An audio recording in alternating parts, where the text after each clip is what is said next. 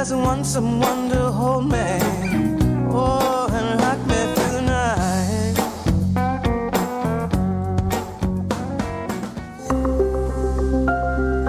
პროფესიონალები რადიო კომერსანტის ეთერში.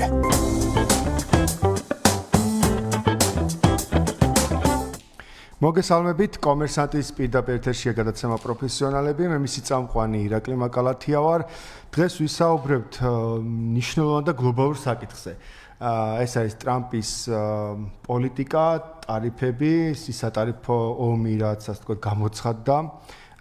და საფონდო ბაზრის მდგომარეობა, რა გავლენა იქონია ბაზარზე, რა ტენდენციები არის და რას უნდა მოველოდოთ მომავალში. მოკლედ ამ თემებზე გვექნება დღეს საუბარი, საკმაოდ საინტერესო სტუმართან ერთად და საკმაოდ საინტერესო ანალიზი გვექნება დარწმუნებული ვარ. ჩვენი სტუმარი გახლავთ რატი ქირია, ტრეიდერების ჰაბის დამფუძნებელი. პირველ რიგში მადლობას გიხდი რატი გაცემაში მობრძანებისთვის. მოდი თემაზე დავიწყოთ და პირველი დავიწყოთ რით რომ გაპრეზიდენტების შემდეგ ძალიან მალევე ტრამპმა დაიწყო ასე ვთქვათ ეს სატარიფო ომი. ამას ერთი პოლიტიკური მიზნები აქვს, მეორე არის უკვე ეკონომიკური შედეგები. ეს შედეგები ბაზარმა იგრძნო კიდევაც და გაწითდა და ყველაფერი ასე ვთქვათ მნიშვნელოვანი კლება განიცა და განსაკუთრებით გაზაფხულის ეტაპზე როცა უფრო მზარდი ტენდენციები შეინიშნება ხოლმე. მოდი პირველი დავიწყოთ პოლიტიკური მიზნით, ტრამპის ასე ვთქვათ გადაწყვეტილება, რას უკავშირებდა, თავარი მიზანი, შედეგებამდე სამ გადავიდოდეთ, თავარი მიზანს რა წარმოადგენდა ამ გადაწყვეტილებების. მადლობა კიდევ ერთხელ მოწვევისთვის. მიხარია ყოველთვის თქვენთან სტუმრობა. მოკლედ ძალიან საინტერესო ამბები მიმდინარეობს ამერიკაში. ტრამპის, რო ვთქვათ, პირველი ესეთი ძალიან მკვეთრი გადაწყვეტილებების ვფიქრობ, რომ მაინც არავინ არ მოალოდა, მიხედვით იმისა, რომ ძალიან მკვეთრი ადამიანი თავისი ყველა ხისტი გამოსვლები აქვს და ჩვევია. პირველ რიგში რომ მივყვეთ, ასე ვთქვათ, ქრონოლოგიას, რაც ჰქონდა ჩვენ, ტრამპის პირველივე მოსვლის პირველივე ამბავი იყო, რომ მათი პოლიტიკა რადიკალურად განსხვავებული არის ვიდრე დემოკრატების და ბაიდენი და კი გვახსოვს რამდენად პირდაპირ ვთქვათ, უხეშად მოიხსენიებდა მძინარე ჯო ბაიდენი, მაგალითად მისი ეგრეთ წოდებული პატარა ფრაზა რო გავიხსენოთ და დღემდე ასე მოიხსენიებს და ცოტა იყოს უცნაური რაღაცა თამაში დაიწყო ამერიკამ ტრამპის პერიოდში. როგორც ხვდებით, როგორც ჩანს ზოგადად რაღაც ისეთი შთაბეჭდება რჩება, რომ მათ არ უნდათ, მაგალითად, რომ გამოკვეთილად ლიდერები იყვნენ და მმართველობა ქონდეთ სოფლიოს მასშტაბით, არამედ ის, რომ ისინი ორიენტირებულები არიან, რომ აი ისეთ მე დაიწყეს დოჯ დეპარტამენტი შექმნა, რომ შევამციროთ აი ეს ამდენი ხარჯები, საერთოდ გავაუქმოთ სხვა ორგანიზაციები და შევუმციროთ ეგრეთ წოდებული დაფინანსებები რეგიონებში და ასე შემდგომ და მოდი მივხედოთ ჩვენს ამერიკელ მოსახლეობას და ამერიკულ მთავრობას და ასე შემდგომ. რაღაცა ცოტა ჩაკეტილობის პრინციპი და სურვილი გაჩნდა აშკარად ტრამპის ეპოქაში, იმიტომ რომ უნდათ რომ უფრო მეტად ამერიკაზე იზრუნონ და ხა ჩვენ შეიძლება როგორც მესამე თვალით რო უყურებთ, ვამბობთ რომ ესე როგორ იქცევა, მაგრამ თუ ჩვენ ნახავთ ამერიკაში რა შედეგები მიიღო ამერიკამ, ვიტყვით რომ ის ძალიან პატრიოტული სულისკვეთების ადამიანია, იმიტომ რომ მე ამ ყველაფერსაც თქონდა გავშვით, მაგრამ ფაქტია რომ მისი პირველი მისია, როგორც მაგალითად ახლა ვხედავთ, ის არის რომ უფრო მეტი ზრუნვა ამერიკელებისთვის, უფრო მეტი სარგებელი ამერიკელი რაღაცა ოჯახებისთვის და ნაკლებად ინტერესი აქვს საგარეო პოლიტიკაზე, თუმცა თქმა უნდა წერტილოვანი ჩართვები ყოველთვის არის მისი მხრიდან აქტუალური. ხო, მან ახლა ორი შეკითხვაც რაც გამიჩნდა, პირველი ის რომ რაც თქვენ ბიუროკრატიას რაც ასე ვთქვათ დაუპირისპირდა და საერთაშორისო დონეზე რაც ფონდები იყო, მაგით გაუქმება, ვერც გაუქმე, ასე ვთქვათ, სასამართლომ დაუბლოკა, მაგრამ გადაწყვეტილების მიღების მიზანი რამდენად იყო ის, რომ რასაც თვითონ აცხადებდნენ, რომ ეს არის არაეფექტიანი ვთქვათ, ორგანიზაციები. დასავლეთის მიერ დაფინანსებული უცხოეთში და შიდა ასე ვთქვათ ბიუროკრატია, ძალიან დიდი ბიუროკრატია და ეს ბიუროკრატია არ გვჭირდება და მოდი უფრო ოპტიმიზება გავუკეთოთ. ეს იყო მათი ასე ვთქვათ სიტყვა, რასაც ამბობდნენ. ამასთან რამდენად მოდიან თანხმედრაშიო, რეალურად მართლა ესია, რომ რამდენად ეფექტიანი იყო ეს გადაწყვეტილება. ხო, აი ხა ეფექტურობა რო განსასწროთ, როცა მისი ვთქვათ ერთ-ერთი თანაშემწე და მრჩეველი ილონ მასკი და შექმნილი დოჯის დეპარტამენტი მიმართულება, მთავარი მისია იყო, რომ რეალურად შეემცირებინათ აი ის დახარჯვიანობა თანხობრივი, რაც გლობალურად ხდებოდა. ილონ მასკმა თქვა, რომ დაახლოებით ჩვენ 2 ტრილიონი უნდა შევამციროთ მსოფლიო ხარჯვიანობა და ეს იყო ის ამბებიცაც თქვენ ახსენეთ, რომ მე სამართლო აღადგინა, თუმცა ვერ შესულდა 2 ტრილიონის შემცირება, მაგრამ დაახლოებით 200 მილიარდამდე მოხდა ხარჯების შემცირება სხვა მიმართულებით. ან მაინც ჩანს, რომ თლად ესე ვთქვათ არასწორად არის ხარჯებოდა ამერიკის მხრიდან ეგეთ წებული ეს დონაციები, მხარდაჭერები, აფრიკა არ დაგვავიწყდეს, აზია, ევროკავშირი, ევროპა და ჩვენ მათ შორის საქართველო. ნუ ფაქტია, რომ ძალიან სულსწრაფი არის პირველ რიგში ილონ მასკი და მისი განცხადებები არაერთხელ გვინახავს როგორც CEO კომპანია Tesla-ის. ამ თვალშიც 2 ტრილიონიანი შემცირება ვერ მოხერხდა გლობალურად, არამედ სულ რაღაც 200 მილიარდამდე დოლარის შემცირება მოხდა და ესეც საკმაოდ ეფექტური შედეგი არის, იმიტომ რომ რეალურად გადახალისება ხდება უკვე ქვეყანაში, სად და როგორ უნდა დაიხარჯოს ეს შემცირებული თანხები. ამიტომ რაღაცა რეინვესტირებას აკეთებენ უფრო ქვეყანაში და ეს ძალიან საინტერესო ცვლილება არის ამ შემთხვევაში ქვეყნისთვის და მხარდაჭერა ადგილობრივი ბიზნესისთვის. კეთილი. მოდი ახლა ესეთი საკითხი განვიხილოთ, რომ პირველი რომ სატარიფო ომს აცხადებს, რასაც აცხადებს, იმ მიზნით, რომ ეკონომიკური სიძლიერე ნომერ პირველად დაიბრუნოს და ნომერ პირველი ბაზარი გახდეს სოფლიოში. რამდენად ასე ვთქვათ მიღწევადია, თავარი ასე ვთქვათ კონკურენტი ამ შემთხვევაში ჩინეთი და ჩინეთზე არის თავარი ასე ვთქვათ ისრები მიმართული და ახლა ბოლოს შეხვედრებიც არის და ასე ვთქვათ სატარიფო პროცენტებზეც შეთანხმებებს აღწევენ, როგორც სამთვიანის ასე ვთქვათ, რაც მიაღწიეს ჯერჯერობით დაზავება ეგრე რომ ვთქვათ. ეს რამდენად მოდის იმასთან, რომ აი სწორად პასუხობს იმ მიზანს, რა მიზანიც აქვს, რომ აი ნომერ პირველი ეკონომიკის კონე უნდა გახდეს. რა შედეგებს იღებს ეს ცალკე განვიხილოთ, მაგრამ ის რომ აი ჩინეთის ბაზარი შეასუსტოს და დომინანტი გახდეს, ასე ვთქვათ, ამერიკის ბაზარი, რამდენად მიღწევადია, მოკლევადიან თუ გრძელვადიან პერიოდში. ხო, პირველი მახსოვს, რომ მოხდა, რომ მოკეთ 130%-იანი ეგრეთ წოდებული საპროცენტო ემბარგო დაადო ჩინეთს და ჩინეთი შოქში ჩავარდა პირდაპირ გაგებით და რა თქმა უნდა თავიდან უყოლა მიწოდით, რომ 130%-იანი ემბარგო ფიზიკურად შეუძლებელია და ამიტომ რეალურად მე უკვე სულამდე დღის წინ უკვე მოხდა, რომ შეუმცირეს და თუ არ ვცდები ორივე მხარე მხოდა ერთმანეთს პროცენტული გადასახადები და ამერიკის მხრიდან ის ჩამოვიდა 130-დან 30%-ამდე და ჩინეთის მხრიდან თუ არ ვცდები, სადაც 10%-ამდე ჩამოვიდა მაინც.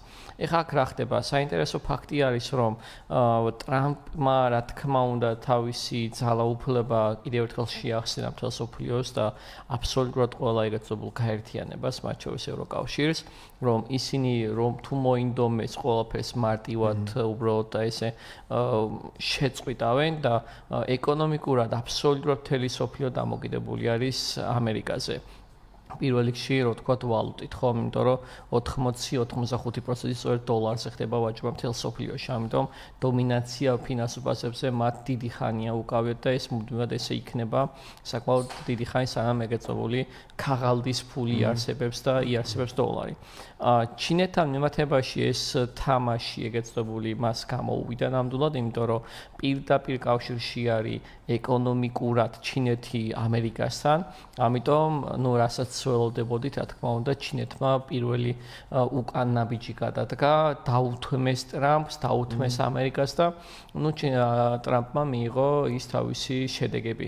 იმიტომ რომ კი შეიძლება თქვენ ახსენეთ დასაწყისში, რომ მაგალითად ჰაიტეკები თუნდაც ამერიკაში ძალიან მასიურად გაუფასურად დაეცა, იმიტომ რომ ჩვენ რო ავიღოთ ტელეფონი, თუნდაც iPhone-ი და დავშალოთ, იქ ძალიან ცოტას ვნახავთ, რაც არის რეალურად iPhone-ის. არამედ მაგიტომაც წერია პროდუქცია made in China, რომ მთლიანად ყველაფერი იქ იწყობა და მთავარი ეგრეთ წოდებული ნაწილები სწორედ ჩინეთიდან არის იმპორტირებული ჰონკონგიდან და შემდგომ. ამიტომ რაღაც დოზით უკვე კომპანიებმა ამერიკაში არსებულმა კომპანიებმა დაიწყეს რაღაცების წარმოება ამერიკაში და გადატანა, თუმცა ხვდება ყოლა რომ ყველაფრის გადატანა ამერიკაში ფიზიკურად შეუძლებელია.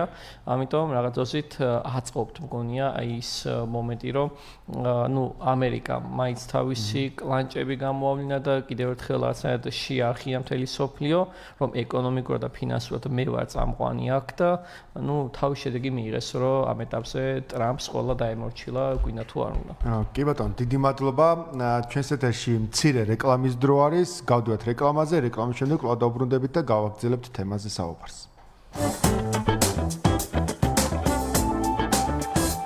პროფესიონალები კომერსანტის ეთერში. რეკლამა რადიო კომერსანტზე.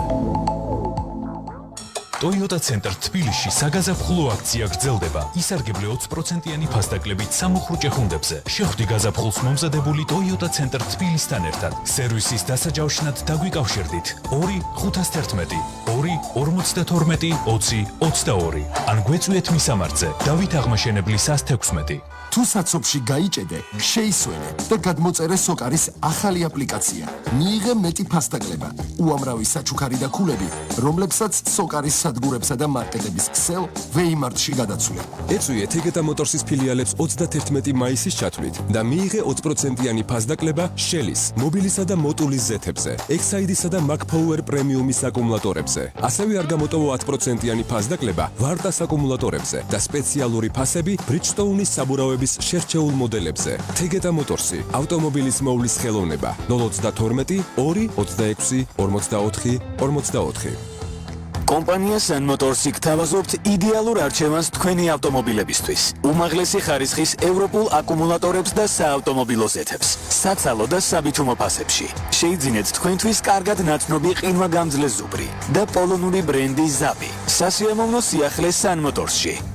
შეუკვეთეთ სახლიდან გაუსვლელად თქვენთვის სასურველი პროდუქცია და ისარგებლეთ ადგილზე მიტანის სერვისით. მისამართები: წერეთლის 73A, ისნის მეტროს მიმდებარე ტერიტორია, შეშელიძის 30 გლდანში და აღმაშენებლის ხეივანი ნომერი 46. ტელეფონი 0322 43 25 25. კომპანია Sun Motors-ი.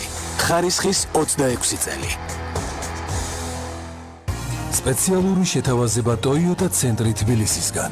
შეცვალეთ ძრავის ორიგინალის ზეთი და ფილტრის სპეციალურ ფასად. Toyota Corolla, Toyota Camry და Toyota RAV4 150 ლარი. მომსახურებაზე წინასწარ ჩასაწერად დაგვიკავშირდით ნომერზე 032 2511. Toyota ცენტრი თბილისი. დავით აღმაშენებლის ხეივანი 116. Silk Post-ი, სახმელეთო ამანათების საქართველოში. გამოიწერეთ ამანათები ჩვენთან და ისარგებლეთ სწრაფი სერვისითა და ბიუჯეტური ფასებით. დარეგისტრირდით. ჩვენი ვებგვერდის მისამართია: www.silkpost.g. რეკლამა რადიო კომერსანტზე. ენერგოეფექტურობა მომავლის არჩევანი დღეს. გაიგე როგორ შეიძლება მცირე ცვლილებებმა დიდი გავლენა მოახდინოს გარემოსა და შენს ხარჯებზე. ყოველ ორშაბათს 9 საათსა და 45 წუთზე რადიო კომერსანტის ეთერში. რუბრიკა ხორციელდება ევროკავშირისა და KfW-ს ფინანსური მხარდაჭერით საქართველოს ენერგეტიკული სექტორის რეფორმის პროგრამის ფარგლებში. პროფესიონალები რადიო კომერსანტის ეთერში.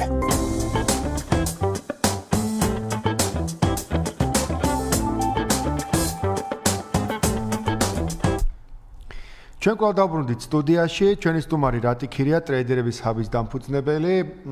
საუბრობთ ტრამპის სატარიფო ომზე და საფონდო ბაზრის მდგომარეობაზე. საფონდო ბაზარზე სამ გადავიდოდეთ. კიდე ეს თემა რო ასე ვთქვათ, ბოლომდე გავშალოთ.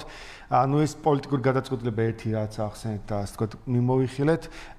ეკონომიკურ ნაწილში რამდენად შესაძლებელია, ასე ვთქვათ, კინოწრობად გავეცით ამაზე პასუხი, მაგრამ რამდენად შესაძლებელია, რეალურად სურვილი არის ის, რომ პირობითად რაღაც იაფად რაც შემოდის, პირობითად ეს პლასმასი ხელოვნურად ავწიოთ ფასი ამ ტარიფით, რომ მე წარმოება გადმოვიდეს, თქვა ამერიკაში და ამერიკა გახდეს ნომერ პირველი წარმოებელი და მე რაცა ბაზარი ჩინეთის ბაზარი შესუსტდეს. ეს რამდენად მიღწევადია ამ პოლიტიკით, რამდენად გამოსვლადია გადმოდის ეს ბაზარი აქეთ? გამოსვლადი არის, იმიტომ რომ როგორც პირველ ნაწილში ვახსენეთ, ეს სატარიფო ისევ მაგას ემსახურება, რომ მან კიდევ ერთხელ უფრო მოიხვეჭოს ის ძლიერაც ეკონომიკურ დარგში.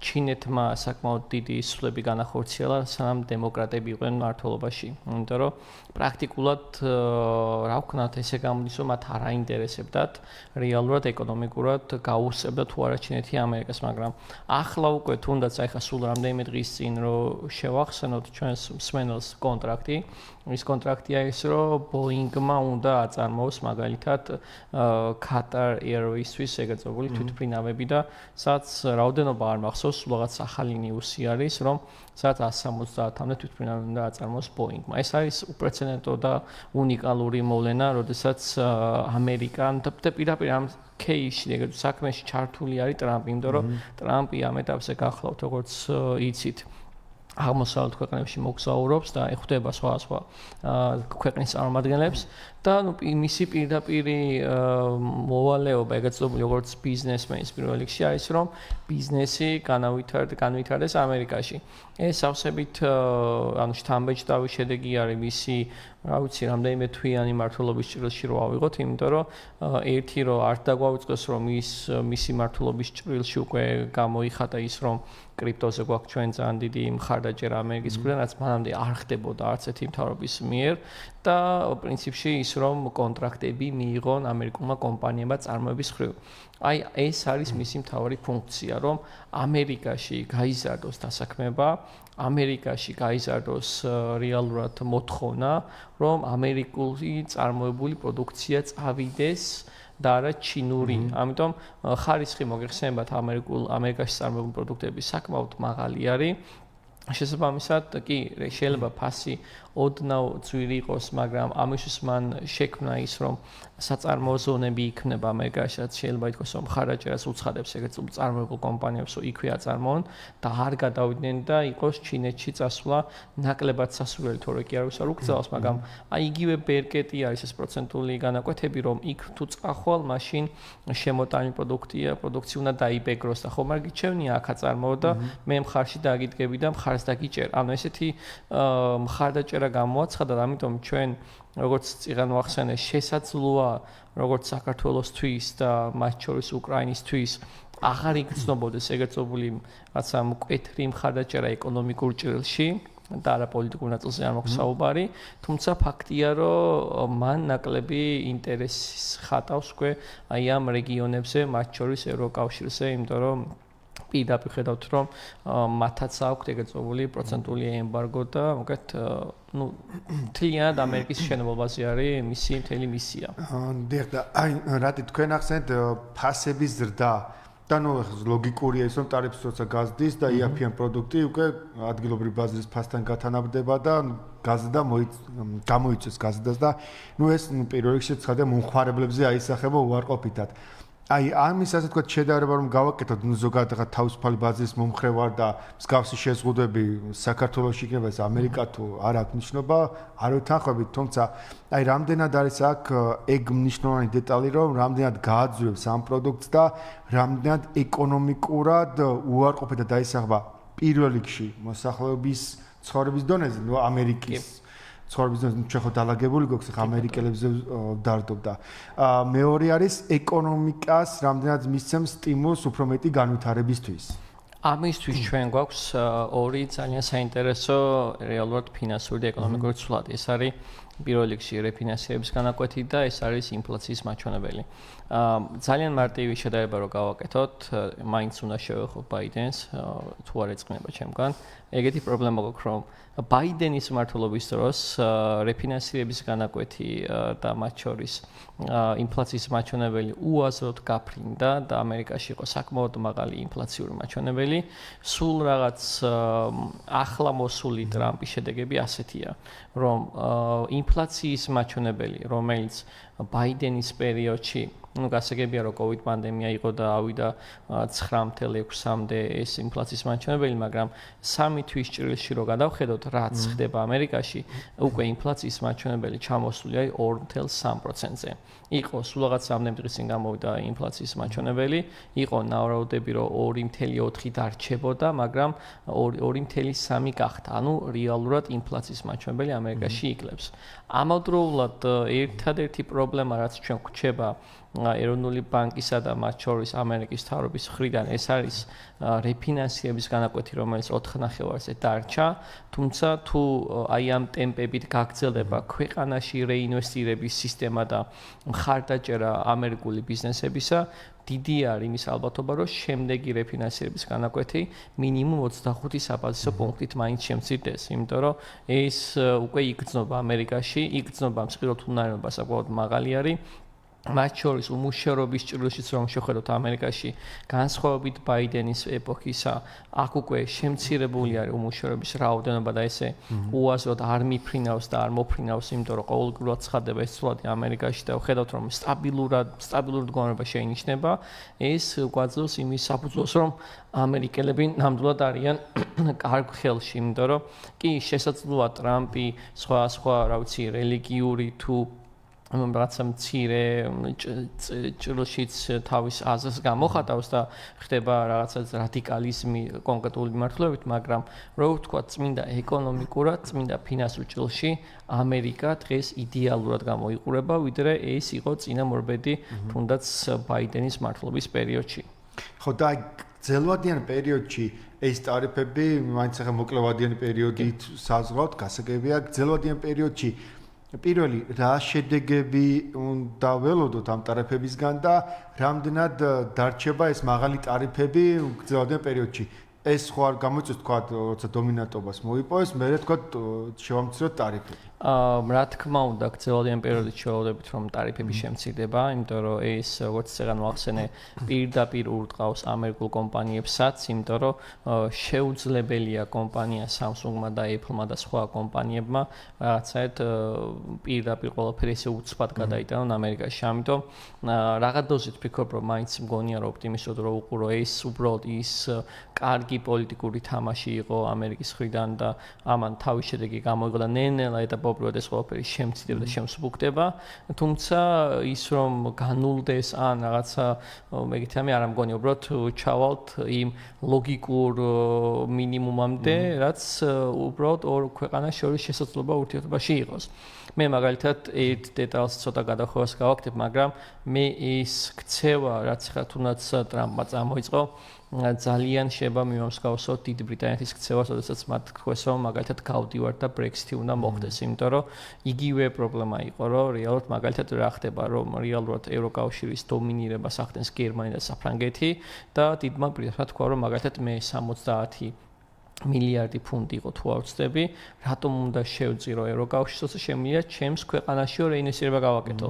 რაც ოსებით შეება პირველი წელი გაუჭირა დიდ ბრიტანეთს, იმიტომ რომ ბევრმა თანამშრომელმა დატოვა ევროკავშირიდან, იმიტომ რომ მათ ვიზები დაჭირათ, რომ გაიხანგრძებათ იქ მუშაობა, თუმცა ახლა თუ შევხედავთ, დიდი ბრიტანეთი საკმაოდ კარგად გამოიყურება, იმიტომ რომ ისინი აღარ ხარჯავენ გაერთიანებისთვის იმპულსს, რომელსაც მაგალითად იგივე გააკეთა ტრამპმაც, რომ ევროკავშირს შეუმცირა დონაციები, იმიტომ რომ თქვეს, რომ ჩვენ ქვეყანას მიხედავთ. ამიტომ რაღაც დოზით ვფიქრობ, რომ ეს ჩვენ უკვე პატარა ქვეყანას როგორც არის დიდი ბრიტანეთი ამერიკის მიმართებაში გავლილი აქვს და შედეგები ნამდვილად კარგი მიიღო, თუმცა აი ეს არის რომ გრძელვადიან პერსპექტივაში ამერიკა ამით ანუ კარგ შედეგს მიიღებს და ტარიფების ეგრეთ წოდებული ომით ნელა უკვე შემსუბუქდება და უკვე ჩვეულ რიტმში გადავალთ, იმიტომ რომ ბევრი სიახლე აქვს ამ ადამიანს წამოწყებული, კიდევ ერთხელ განმეორდები, რომ ის დომინანტი ქვეყანა, რომელიც კრიპტოს მხარდაჭერა გამოუცხადა და რეზერვებზე მუშაობენ და რამდენიმე შტატმა უკვე მიიღო ამაზე ოფიციალურად კანონმდებლობაში დასტური, რომ მათ შეუძლიათ რეზერვები აწარმოონ. ამიტომ არ მარტო შტატებში, არამედ კომპანიებმაც, ამიტომ ვფიქრობ, რომ ტრამპმა ახალი ეპოქასავით დაიწყო, რომელსაც ალბათ შემდეგი ლიდერი სწორი გაგრძელებით უნდა გაგრძელოს, იმიტომ რომ 4 წლის შემდგომ ტრამპი აღარ აპირებს არჩევნებში მონაწილეობას და მე მგონია ეკრძალება კიდევაც, რომ 8 8 წელი გამოსის ჯამში, უკვე რაც ის პრეზიდენტი იქნება, ამიტომ ხო რაღაცა ახლის დასაწყისში ვართ, ვფიქრობ და საინტერესო ისტორია იწერება ჩვენს თვალწინ. კეთილი. ხო მოკედ კრიპტობაზარში შეხედ კრიპტობაზარზე და საფონდო ბირჟებზე მოკედ ორივე მიმართულებიდან რადგანაც კრიპტო ახსენეთ და მიმოიხილე, მოდი აქედან დავიწყოთ. ნუ პირველ ის რომ ხარდაჭერას უცხადებდა თავიდანვე წინასაარჩევნოდ ვიცოდით, ანუ ყველა ელოდებოდა ჯგუფებში ეგიწერებოდა რომ აი ჩვენი პრეზიდენტი მოვიდა. ყველას უხარდა, თუმცა გაზაფხულზე მივიღეთ ის რომ წითელი ხაზები და მკვეთრი ვარდნები. ნუ იმ სატარიფო, ასე ვთქვათ, ომმა გამოიწვიეს. ეს მოკედ რომ შევაფასოთ გაპრეზიდენტებიდან დღემდე, ასე ვთქვათ, რა მდგომარეობა შეცვალა კრიპტობაზარზე და ეხლა რა ტენდენციები გვაქვს და მომავალი პერსპექტივები რა შეიძლება რომ იყოს. კი, კრიპტოს შემთხვევაში ჩვენ გქონდა ეგეთი კარგი მომენტი, რომ ველოდებოდით, რა თქმა უნდა, ყველა ელოდებოდა და ვერა იტყვის რომ აი მე ვიცოდიო, იმიტომ რომ ყველა ელოდებოდა რომ მოსვლისთანავე უნდა რაღაცა სიგიჟე ფასები უნდა დაეწერა ბიტკოინს და ასე შემდგომ, მაგრამ ცოტა ისეთი ამე გააკეთა, ალბათ მის ნაცვლად რო ყოფილიყო ნებისმიერი პრეზიდენტი იგივეს გააკეთებდა, რომ მაგალითად პირველ რიგში რა გააკეთა, მოსვლისთანავე მან მალევე შემოგთავაზა მისი მეუღლის და თავისი მონეტა, ტრამპ ქოინი და მელანია ქოინი და ნუ უბრალოდ საკმაოდ დიდი ლიკვიდურობა მოხსნა ესე ვთქვათ ბაზიდან, იმიტომ რომ ერთ დღეში მაგალითად ტრამპ ქოინს დაახლოებით 50 მილიარდიანი მოცულობა ჰქონდა და იქ არავინ არ იცის რამდენი მიიღო ტრამპმა და მისმა ოჯახმა შემოსავლის აქ, იმიტომ რომ დეცენტრალიზებული ბაზარია და როგორც ტრამპი ამბობს, მისი შვილი ბაირონი კურირებს ამ პროცესებს და ის საერთოდ არ არის შეხებაში, მაგრამ ნუ ფაქტია რომ შეიძლება ოჯახმა იმხელა თანხა გამოიმუშავა, რაც შეიძლება მის მთელს რა ვიცი წინა მორბედ თაობებს არ გამოუმუშავებიათ, იმიტომ რომ კი ბატონო ტრამპი არის მილიარდელი, არა რაღაც და არა ის რომ რაღაცა მულტიმილიარდელი იყოს და 100 და 200 მილიარდის ქონება ქონდეს. მაგრამ ტრამპმა ის ნამდვილად მოგცა საშუალება, რომ ამერიკა აღარ ებრძვის რაღაცა უცნაური რეგულაციებით კრიპტო ინდუსტრიას. ამასთანაც რომ მივყვეთ ჩვენ მაგალითად ხო, ნუ დიდი მოთხოვნა არის ოქროზე, იმიტომ რომ დაახლოებით ოქროს მთლიანი მოცულობა 22 ტრილიონზე მივიდა, ნიშნავს რომ ნუ ოქროზე საკმაოდ დიდი თანხები იდება და მათ შორის ეროვნული ბანკები ყიდულობენ ოქროს და საცავებში ინახავენ, როგორც მოგხსენება.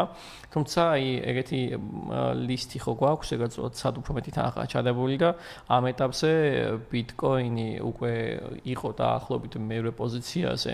გადაასწრო არაბულ კომპანიას თავისი მთლიანი მარკეტ კეპით და რამდენიმე დღის წინ იყო მეხუთე პოზიციაზე, ნუ გადაასწრო Microsoft-ის კომპანიას მთლიანი მოცულობით ღირებულებით და ასე შემდგომ. ახლა მეექვსე პოზიციაზე არის და გვაქვს დაყოფილი ზოგადად გვაქვს ბიტკოინის სეზონი და გვაქვს ალტკოინების სეზონი.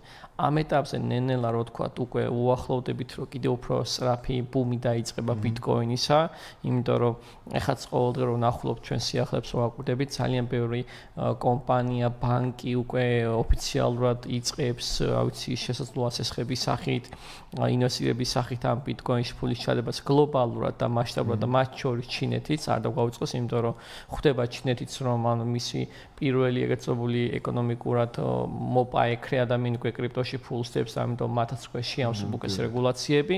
ამიტომ ვფიქრობ, რომ ესეც ძალიან ისტორიული დასაწყისია, რომ ბევრს გონია რომ $100,000 ბიტკოინისთვის ძვირი არის. აი მე გაახსენებათ, რომ როდესაც უკვე მილიონს და მეცე ავა. 10 წლის მერე ხოლმე გადმოხდა. 5 არა, უფრო მალე შეიძლება მოხდეს ეს პროცესი, იმიტომ რომ ჩვენ ჯერ არ გვინახავს ბიტკოინი როგორც თავისუფალი კრიპტომონეტა. იმიტომ რომ მანამდე თუ მიაღწია ბიტკოინმა რაიმე თანხას, ეს იყო მთლიანად სოციალური მედიისა და მარკეტინგის და თუნდაც ილონ მასკის პოსტებისა და ტვიტების დამსახურებით. ჩვენ ჯერ არ გაგვიტესტავს ბიტკოინი როგორც რეგულირებადი და მხარდაჭერილი მონეტა. ამიტომ ჩვენ ახლა თუ ამბობთ რომ $100,000 ძალიან ძვირიაო და ნეტა უფრო იაფიღირესო ვეღარ იღირება. მეორე ის არის რომ რაც უფრო მეტი თავისუფლება ენიჭება კრიპტოვალუტებს, მით უფრო მალე ძვირდება. ამიტომ კი ის რომ მითი არ არის ნამდვილად, რომ ვთქვათ რომ ძალიან მარტივი არითმეტიკა არის, რომ ვთქვათ რატომ მიაღწევს თუნდაც ბიტკოინი 1 მილიონს და რატო გადაასებს მათ შორის შესაძლოა რიცხობრივად, ამ ეტაპზე 22 ტრილიონია ოქროს მოცულობა, მაგრამ ბიტკოინში და კრიპტოვალუტებში არის დაახლოებით 3.3 ტრილიონი. ანუ და პლუს არ დაგვაუწყოს რომ Swift-ი, რომელიც არის კლასიკური გადაწყვის სისტემა, Ripple-ის გადაწყვის სისტემით უნდა რაღაც დოზით ჩანაცვლოს. ამიტომ გამოდის რომ ჩვენ უკვე აქცენტი კეთდება მსოფლიოში რომ ელექტრონულ საფულეებზე და ელექტრონულ მონეტებზე და ვალუტებზე იყოს მთლიანი აქცენტი და არ გამოვრიცხავთ იმას რომ ნენელა უკვე შემცირდეს ქაღალდის დაბეჭდა, იმიტომ რომ ამ ქაღალდის დაბეჭდა და მის შენარჩუნება ზოგადად ბაზარზე ითხოვს კიდევ ახალი რაოდენობის დაბეჭდას, მე უკვე რატომაც ხდება, მე უკვე ინფლაციის მაჩვენებელი და ვერ კონტროლებადი მომენტებია. ამიტომ ხო, კრიპტოვალუტები ჯერ არის ძალიან შესავალ ნაწილი, აი სარჩევში ვარ, ციგნის სარჩევში ვარ. ამიტომ ჯერ შემდეგი ფურცლები არ გადაგვიფურცლავს და აი რო გადავფურცლავთ, მე უკვე ის ბუმი დაიწყება ალბათ უკვე აი ის აფხულიდან, იმიტომ რომ ზოგადად ამ პერიოდში კრიპტოვალუტები შედიან ხოლმე ბუმში. ამიტომ ჯერჯერობით ყველაფერი წინ არის და არ არის გვიანი რომ ამ მიმართულებით დავფიქრდეს საზოგადოება. კედელი. კვლავ რეკლამის დრო არის, მეორე ბლოკსაც ვასრულებთ, მცირე სარეკლამო ჭრა გვექნება და რეკლამის შემდეგ დავბრუნდებით უკვე მესამე შემაჯამებელი ბლოკით.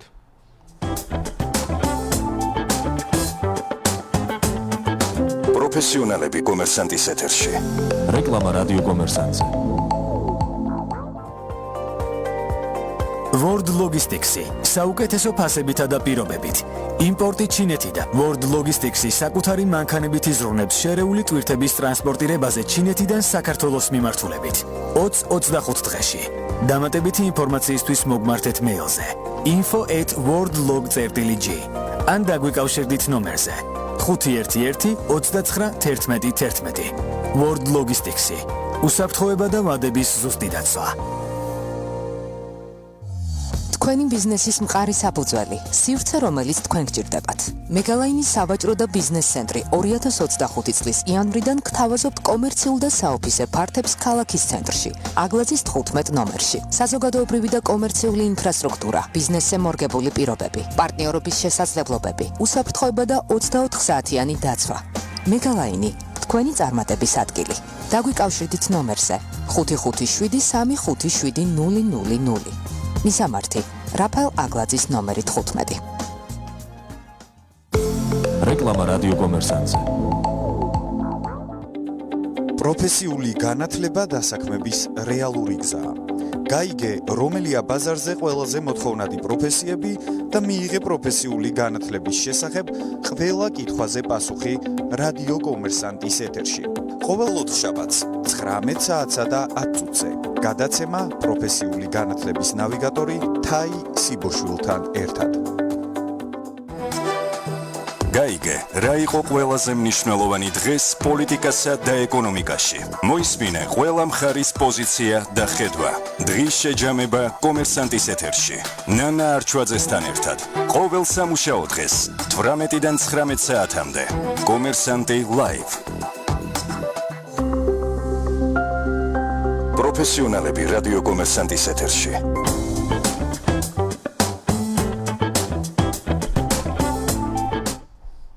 კვლავ დავბრუნდით სტუდიაში, უკვე მესამე ბლოკით, რატი ქირია ჩვენი სტუმარი.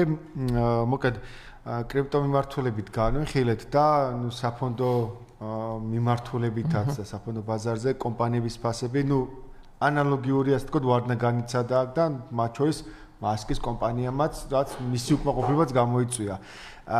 ხო და ეხლა აქედან რომ შევაფასოთ, რა შედეგები იყო, დღეს რა შედეგები გვაქვს ამ სატელეფონზე და საომავლო პერსპექტივებიც რა გააჩნია?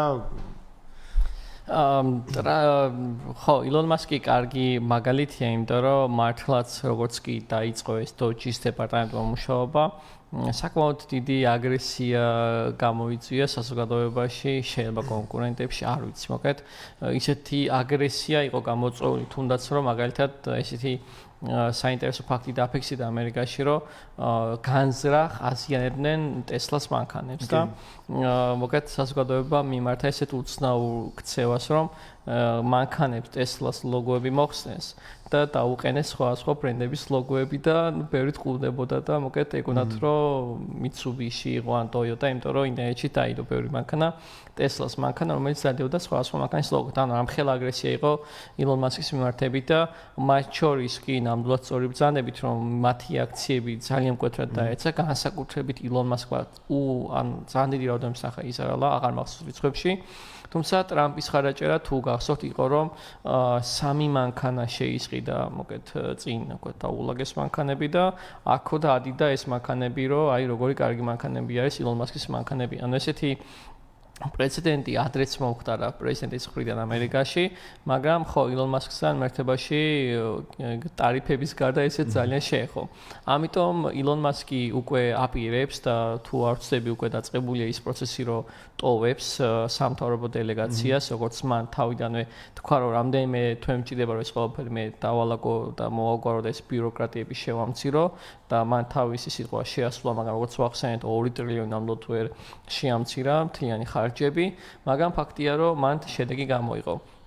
პირველი კვარტალის შეჩერება როგორც კი გამოვიდა ფინანსური ბაზრებიდან ნიუ-იორკის საფონდო ბირჟაზე მაქვს საუბარი და უმრავლესობა ჰაი-ტექმა კომპანიამ, რაც შედეგი დადეს, ჩვენ ველოდებოდით თუნდაც ჩვენს კომპანიაში გვაინტერესებდა რა შედეგები ექნებოდათ აი ამ ხელა რეალურად საპროცენტო განაკვეთის ომის შედეგად, რა შედეგს მიიღებდნენ ეს ამერიკული კომპანიები, განსაკუთრებით Apple, იმიტომ რომ Apple კიდევ ერთხელ გამიმეორებ, რომ ყველაზე მეტად დიდი რაოდენობის ჩინური რეალურად ჩინური წარმოების პროდუქცია არის. ხო, შედეგები იყო ძალიან დამაკმაყოფილებელი, ანუ მწვანედ გამოვიდა მათი შემოსავლები და შესაბამისად ვერ ვიტყვით რომ ანუ ალბათ მალევე მოახდინეს რეაგირება კომპანიებმა, რომ პირდაპირ რაღაცა არ იყვნენ მოლოდინში, რომ აი ტრამპი უცბად შეამსუბუქებდა ამ სატარიფო ნაწილს და ალბათ ჰქონდათ ინფორმაციაც, ამიტომ ეტყობა მალევე იყო რეაქცია განსაკუთრებით ჰაი-ტეკებისთვის, რომ რაღაცად მოესწროთ და ყველაფერი თუ არა რაღაც დოზით მაინც მოგებაზე გასულიყვნენ. მოგებაზე გავიდნენ, რის შემდგომაც ჩვენ უკვე დავიწყეთ და რო უყურეთ ტენდენცია იყო ესე ვეძახით discount price, ანუ ძალიან გაუფასურებული იყო აქციების ღირებულება და იგრძნობოდა რომ შესყიდვები უკვე იზრდებოდა კომპანიის აქციებისას და ამ დროს მოუსწრო სწორედ იმ ტრამპის შემსუბუქება და გამოიწვია ის რომ ფინანსური ბაზარი ნიუ-იორკის ბირჟა მკვეთრად გამწვანდა და რეალურად კი შეიძლება ვერ მიაღწიეს ჯერ იმ ფასებს მანამდე რაც იყო, მაგრამ ფაქტია რომ ტენდენცია გრძელვადენ პერიოდში არის საკმაოდ დადებითი და მზარდი. ამიტომ რაღაცად თლად ესე რომ ამერიკული კომპანიები დაზარალდნენ, არ გვაქვს ეგეთი პირდაპირი მცნება. მაგრამ ფაქტია რომ რაღაცად გამოფხიზლდნენ ამერიკული კომპანიები და ესე რუტინულად აღარ აკეთებენ და აღარ ქმნიან პროდუქტს მხოლოდ ჩინეთში. ხო, ანუ ერთია რომ არ ჩამოქცეულეს ბაზარი. გაქვს ასე ვთქვათ, კლება აქვს, ნუ ახლა ასე ვთქვათ, მზარდი ტენდენცია აქვს. აი ამ ტარიფების არსებული დონით ახლა ეს სცენარიო განვიხოთ, რომ ეს ტარიფები რჩება, ნუ არ ამცირებს. აი ამ პირობებში რამდენად შეუძლია რომ ამ აქციებმა კვლავ გააგრძელოს ზრდა და ამ კომპანიებმა კვლავ გააგრძელონ ზრდა?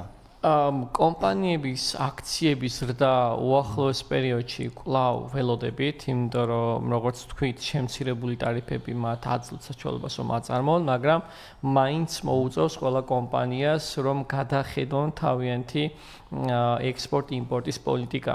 და პლუს ხო არ დაგვაუწყოს რომ კიდევ ერთი ცვლილება რაც შევიდა ტრამპის ბრძანებაში ის არის რომ აი ჰაი-ტეკების პროდუქციაზე კიდევ მეტი მხარდაჭერა გამოყვეს რომ აი ამ კომპანიებმა როცა ხვდებიან რომ ესე უბრალოდ ესე მარტივად ვერც Samsung-ი ვერც Apple და სხვა კომპანიები ვერ გადმოიტანენ ყველაფერს ამერიკაში საწარმოებლად რომ ამ კომპანიებს ზოგადად ამ ჰაი-ტეკებს მისეს საშუალება რომ რაღაცა დაბეგვრის შეღავათები აქვთ პროცენტულ ჭრილში. ამიტომ უახლოეს მომავალში ვფიქრობ რომ მაინც ტრამპის პოლიტიკა იმ კუთხით დარჩება რომ ამერიკაში დაიწყონ წარმოება, ამერიკაში დაიწყონ ამ ყველაფრის უკეთ იქ დახარჯვა და რომ ფულის გატანა, იმიტომ რომ დათვლილი არის და საკმაოდ რაღაც ტრილიონობით თანხა იხარჯება ქვეყნის ფარგლებს გარეთ. ან სხვა ქვეყნებში საწარმოებლად და რატომ არ შეიძლება რომ ეს თანხები იმავე ქვეყანაში დაიხარჯოს. ანუ ეს არის მოთხოვნა ტრამპისაც, სავსებით ლეგიტიმური მოთხოვნა არის და ალბათ ნებისმიერი ქვეყანა ისურვებდა იმას, რომ თავის ქვეყანაში იყოს უფრო მეტი წარმოება, რომ ადგილობრივი ხალხი დასაქმდეს, დაფასდეს და ასე შემდგომ. ამიტომ რა ვიცი ვფიქრობ, რომ არაფერი საფრთხე არ ემუქრებათ ამ ეტაპზე, იმიტომ რომ პოლიტიკა უკვე შემსუბუქებულია და ნენელა ალბათ ყველა კომპანია დაიწყებს უფრო მეტად აქტიურობას თავიანთ ქვეყანებში. კეთილი და აი აქ დაზარალებაზე რაც ვახსნეთ, ყველაზე მეტად რომელი, ასე ვთქვათ, მიმართულების კომპანიები დაზარალდნენ. ნუ ერთი ის იყო, რომ სამხედრო წარმოებაზე როგორც კი გაჩნდა ინფორმაციის მსგავსით და ეგრევე ასე ვთქვათ, აქციებმა გაიზარდა იმ კომპანიებზე, რომლებიც სამხედრო მიმართულებით მუშაობენ. ყველაზე მეტად ვთქვათ, რომელი მიმართულებებმა გაიცადეს კლება და რომელმა ყველაზე მეტად ასე ფეხი აუწყო. ნუ ჰაი-ტეკი რაც ახსენეთ. ხო, ნუ პირველ რიგში მაინც მაღალტექნოლოგიური კომპანიები იყვნენ სარალში, იმიტომ რომ რომ გენახათ Nvidia როგორ გამოიყურებოდა, როცა კომპანიამ წინა წელს გააკეთა სპლიტი, რომ რეალურად კომპანიის აქციის ფასი $1200 იყო და მოახდინეს მისი, ვთქვათ, 10-ჯერ შეამცირეს, იმიტომ რომ მეტი მოთხოვნა გაჩენილი იყო მათი აქციების მიმართ, მაგრამ ამ დროს უცბად აქციის ფასები რადიკალურად დაეცა. მაინც ყველაზე მეტად დაზარალდა იდეაში აი ეს მაღალტექნოლოგიური კომპანიები. მეორე ეტაპზე საბანკო სექტორსაც შეეხო ეს სარალი და ალბათ იმიტომ რომ შესაძლოა რომ სესხის ჭრილში და პლუს ის რომ კვლავ 4.5-ია რეფინანსების განაკვეთი და ვერ გასცემს ამერიკული ბანკი იმ IAP სესხს, რაც ამერიკაც ცნობილი იყო, იმიტომ რომ ოდესღაც COVID პანდემიამდე ამერიკაში რეფინანსების განაკვეთი 0.25 იყო. წარმოიდგინეთ, რომ ამერიკელები სესხს ღებულობდნენ 2-3%-ში. რავი 3.5 მაგალითად ხო და ამ დროს როცა ეუბნება რომ 4.5 არის რეფინანსირება და პლუს ზემოდან კომერციული პროცენტი, რაც ნიშნავს რომ საკმაოდ რთული დღეები აქვს საბანკო სფეროს. ამიტომ რომ საბანკო სფერო მთლად კარგად არ გამოიყურება ამერიკაში ეს დიდი ხანია, ვიცით, მაგრამ აი ამ სატარიფო გეგმამ კიდევ უფრო მეტად გააუფასურა. ამიტომ თუ დავაკვირდებით ფონდები განსაკუთრებით, თუნდაც დაწყებული JP Morgan-ი, რა ვიცი, BlackRock-ი გვაქვს და სხვა კომპანიები აქტიურად ყიდულობენ კრიპტოვალუტასა განსაკუთრებით Bitcoin-ს, იმიტომ რომ ემზადებიან აი ამ გადასვლისთვის, რომ რეალურად თავიანთი პორტფოლიო გაამყარონ კრიპტოვალუტებითაც, ოქროთითაც, რა თქმა უნდა, იმიტომ რომ დოლარის მაჩვენებელი კარგად არ გამოიყურება, იმიტომ რომ დოლარის მაჩვენებელი ამ ეტაპზე 101-ის ნიშნულზე არის ამოსული, იმიტომ რომ ქვემოთ იყო დაახლოებით 99-98-ის ნიშნულზე. ეს ნიშნავს, რომ ყველაფერი კარგად მიდის, მაგრამ დოლარს მაინც კარგად არ მისის საქმე.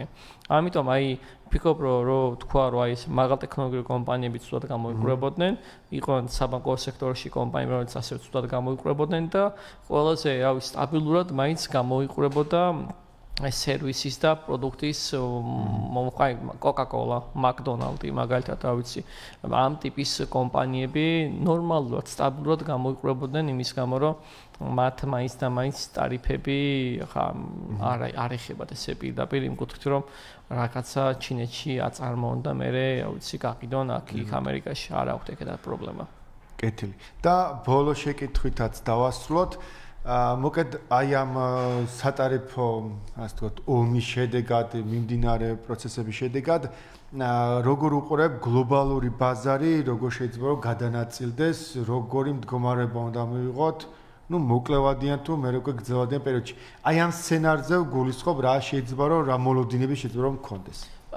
მოლოდინები ცოტა ისეთი ამ მოკლე პერიოდის ჭრილში იქნება რა თქმა უნდა რაღაცაად არა სტაბილურობის გრძნობა, იმიტომ რომ ჩვენ ახალი რეალობა შემოგთავაზა ამერიკამ და ახალი ეკონომიკური და პოლიტიკური წყობაც შემოგთავაზა ამერიკამ. თუნდაც პოლიტიკური წყობა, რა თქმა უნდა, პირდაპირ კავშირში არის ფინანსურ ბაზრებთან. თუნდაც ის რომ მაგალითად ამერიკის ვიცე-პრეზიდენტი ამბობს რომ თუნდაც ინდოეთისა და პაკისტანის ომი ჩვენთან არაფერ კავშირში არა და ჩვენს ნაკლებად გვაინტერესებს. არა და ეს აქ ყოფილიყო დემოკრატების ნებისმიერ პრეზიდენტი კი ვხვდები თუ უეჭველი უკვე შერიგებაზე და აქტიურ ქმედებაზე გადავიდოდა, მაგრამ ესეც რა თქმა უნდა დიდ როლს თამაშობს ფინანსურ ბაზრებზე, იმიტომ რომ გლობალურად თუ რაიმე პრობლემა წამოიშვა და ომი მიმდინარეობს, ხო? ან ახალი ომი გაჩნდა, ავტომატურად ეს ყველაფერი აისახება გლობალურად ფინანსურ ბაზრზე, იმიტომ რომ ეს ჩვენ დღევანდელი ჩვენი ყოველდღიური ცხოვრება პირდაპირ კავშირში არის თუ რა იქნება შემდგომ თუნდაც საფონდო ბირჟებზე, სასაქონლო ბირჟებზე აქტუალური. მაგალითად, რატომ მოხდა, რომ სასაქონლო ბირჟებზე პროდუქცია თუნდაც გაცვირდა, იმიტომ რომ უკრაინა და რუსეთს შორის დაიწყო ეს უკეთ ომი. ხო, ამიტომ აი ეს ცოტა მაშინებს მათი ეს ქცევა, რომ არ ინტერესდებიან, არ უნდათ, არ ეხებიან, აი ახლაც სტამბოლში უნდა გაიმართოს და თუ ის ჩავა, მაშინ მეც ჩავალ და დიდად არ მაინტერესებს იქ ჩასვლა, ეს არის ტრამპის პირდაპირ ესეთი მკაფიო და მკვეთრი იდეა, რომ ანუ თითქოს არ ინტერესდებიან, მაგრამ მე ეჭვება, რომ მათი ინტერესი არ ქონდათ, რომ ეს ყველა ცხელი წერტილი მალევე ჩაშოშმინდეს, იმიტომ რომ მაშინ ვერც მათ ექნებათ კარგი და სწორი ეკონომიკური ზრდა და ვერც ფინანსურ ჭრილში იქნება სასარგებლო ნებისმიერი ქვეყნისთვის. აი ეს ცოტა მაშინებს ეს ფაქტი, რომ ისინი პირდაპირ სწრაფად არ ერთვებიან და აი არ აქვთ სწრაფი ქმედებები, რომ აი ახლა ამას ვიზავთ და არის ძალიან ნელი და ეს ვთქვათ ნელი ტემპებით ხდება რაღაცით გააქტიურება მათი მხრიდან. სხვა დანარჩენი ფინანსურად, ეკონომიკურად ისინი კარგად ალაგებენ თავიანთ საქმეებს. უბრალოდ საქართველოს ჭრილში რა ვიღოთ ჩვენ დიდად აი ვერ ხედავ კი ჩვენც ვართ მე მგონი 10%-იან ჭრილში ვართ, მოხდილი ყველაზე დაბალი პროცენტი მე მგონი 10% იყო და მაგ ჭრილში ვართ, მაგრამ როგორც სურათში ჩავჭიქით. ну ხო, მაგრამ როგორც ქართული კომპანიები ხა ბევრი არ მახსენდება, ვინც აქედან ექსპორტს აკეთებს ამერიკაში, მაგრამ ვინც აკეთებს, ისინი არ ამბობენ, რომ დიდად ვაიმე ამის გამო ჩვენ ვეღარ მოვახდენთ აქედან ექსპორტირებას, ოკეი, მისაღებია.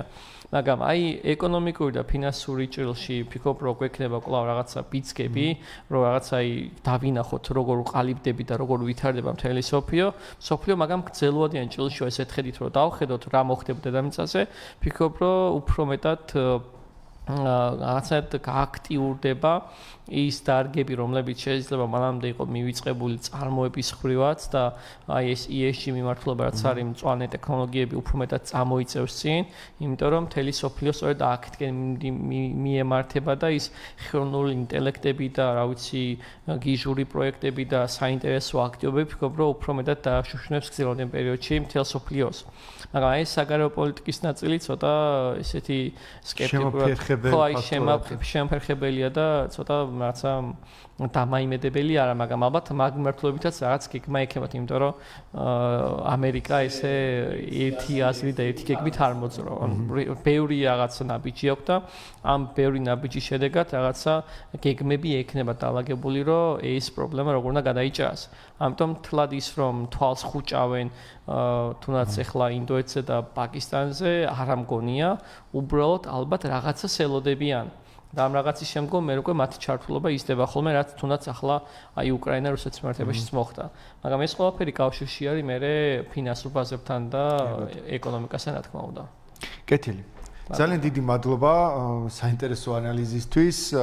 ჩვენ ვიხილავდით დღევანდელ გადაცემაში ტრამპის სატარიფო ომს, საფონდო ბირჟაზე ბაზრებზე მდგომარეობას. ჩვენი სტუმარი გახდათ რატი ქირია, ტრეიდერების ჰაბის დამფუძნებელი. მე გახდით ამ გადაცემის წამყვანი ირაკლი მაკალათია. მომდევნო გადაცემამდე გემშვიდობებით, ნახვამდის.